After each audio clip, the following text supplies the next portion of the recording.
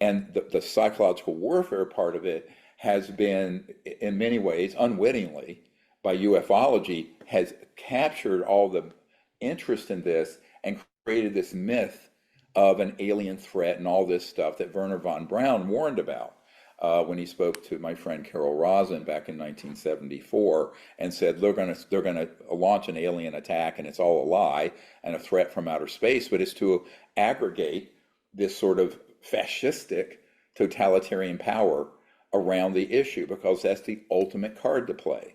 It's the last card to play, Last is part. what she was told, the final card in this whole geopolitical game of bringing the world together, but not in a golden age of peace and prosperity and enlightenment, but in an age of militarism and totalitarian control. So this is what the battle really is. That is the real battle going on. And, I mean, little by little, it'll get acknowledged, like the Tic Tac. Years ago, I spoke to one of the pilots, the F-18 Hornet, David Fravor, and I have a witness to this conversation. And it was interesting because he says there's no way that was ours. And I work for an aerospace company now. We don't have anything like that. And I said, well, I'm sorry, but I mean, if the president and the CI directors some of them that I briefed, and the head of the DIA aren't read into this, I'm not sure why a jet pilot would be, right? Hmm. So now they've all come around and said, oh my God, that was a Lockheed object. And it was operating in a restricted military operating area so that it would test our systems. So this cabal of criminal operators do things deliberately in military operating areas to see how the mainstream uh, Department of Defense assets would react. They're testing their system. This is I'm saying this for the first time, perhaps this bluntly, but they're basically testing their systems to see how we react and what the psychological effect is all the way up through the chain of command, all the way into the Pentagon, as well as the boots on the ground, Hornet pilots and guys. And so, this is why the knowledge about this information and knowledge is so important, not just for the general public, but for our leaders, for our military guys. 99 point plus whatever percent of them are patriotic, wonderful people, for sure. And even the people in these covert black programs, they're patriotic, wonderful people, but they got pulled in when they were younger and they got trapped. This is why one of them said to me a couple years ago, thank you for what you're doing for those of us stuck on the other side. And he was talking about being stuck in this illegal black world of criminal operations. And they want out. They want out. But we have to bring them a pathway out, which we have now. Yeah, But it's still dangerous. There's still a lot of fear. I mean, yeah. uh, people are afraid for their families and themselves. And this is why um, I'm a little getting impatient. Let me just put it that way. And I'm being mild here. You know me better than that.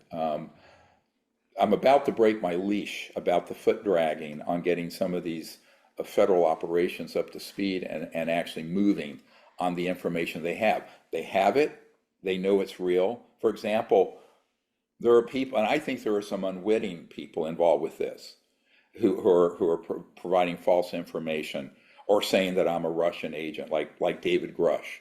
I think guys like him get pulled in to this cabal of ne'er-do-wells. And then the next thing you know, they're in a world of trouble by repeating and saying things that are federal crimes. You cannot do it. You cannot do it. And I'm putting this out there today so that people, they need to come clean, they need to stand down, and they can get immunity. But if they persist in this behavior, it's going to be very, very dangerous because you're involving yourself in activities that are clearly federal criminal offenses. Yeah, tread very carefully if you're gonna, say something and they're false accusations, or you're trying to make a narrative to, shut down what Dr. Greer's all about and all his people that are behind him and the firsthand witnesses, all the military firsthand witnesses that are putting their life on the line, and to try and discredit Steve at the very top with these false allegations. This is serious business, and I could Yeah. understand. I could hear that you're kind of angry about it. Who wants to be Oh, accused? yeah. This kind Well, this I'm isn't. angry because we've seen this go on for a long time, and it's reached the point where it's gotten confirmed to me. The reason some of these key committees have not received all the evidence and looked at it is because these people deliberately lied, and that's where it's a federal offense. When you deceive a federal investigation, whether it's congressional or any other, on a subject like this by creating a provably false lie and make statements to the fact that I'm a Russian espionage agent, or the flavor of the day now is I'm a Mossad agent. I mean, it's just ludicrous on the face of it, but it actually, believe it or not, has a very chilling effect in those circles, and it blocks the investigation. So you're interfering, you're obstructing justice, number one, and you're interfering with and you're making false statements to federal officials. Members of Congress are federal officials. They take the oath of office.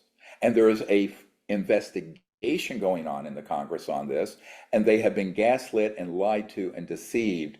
But this crosses the line where you provide partial information, you provide a false narrative, but when you start blocking a whole cache of dozens of whistleblowers and evidence from getting into where it needs to go by stating that someone who is an innocent civilian, such as myself, who gave up my medical career to do this without compensation, and you say that person is a foreign espionage agent of Russia or Israel, this is serious criminal activity.